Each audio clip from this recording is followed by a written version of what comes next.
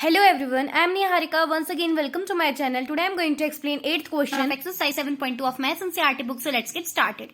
So the question says, show that the angles of an equilateral triangle are 60 degree each. मतलब आपने एक equilateral triangle draw करना है जिसके हर एक एंगल की वैल्यू 60 डिग्री के इक्वल होनी चाहिए, राइट। सो क्वेश्चन के हिसाब से हमें बताया गया है कि ट्राइंगल आपका इक्विलेटरल होगा, उसमें आपको किसी भी एंगल की वैल्यू गिवन नहीं है, आपने हर एंगल की वैल्यू को प्रूव करना है इक्वल 60 डिग्री के, right. So let's get started. सबसे पहले तो हम डायग्राम ड्रॉ कर लेंगे। सो मैंने यहाँ पे एक डायग्राम ड्रॉ कर लिया है। सिंस हमें किसी भी एंगल की वैल्यू तो पता नहीं है, बस हमें प्रूव करनी है, सो इसलिए मैंने सभी एंगल्स की वैल्यू एक्स ले ली है।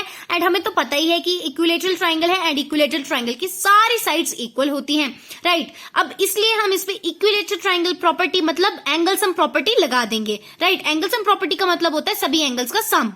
सो एंगल सम प्रॉपर्टी के अकॉर्डिंग क्या है, हमें सभी एंगल्स का सम करना होगा, हमें सभी एंगल्स को ऐड करना होगा। So angle A plus angle B plus angle C और इक्विलेटरल ट्राइंगल या फिर कोई भी ट्राइंगल हो, उन सबके एंगल्स का जो सम होता है वो 180 डिग्री के इक्वल होते हैं, तो मैंने वही लिख दिया है।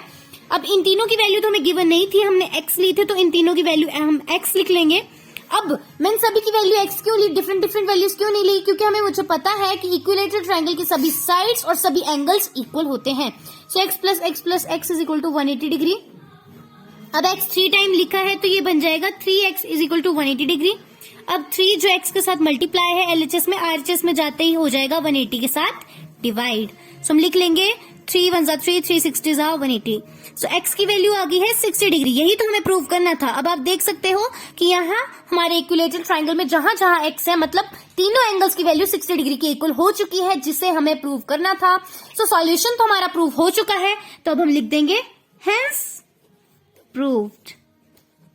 उम्मीद है आपको ये क्वेश्चन भी समझ आ गया होगा। For more videos please subscribe my channel. Till then bye bye.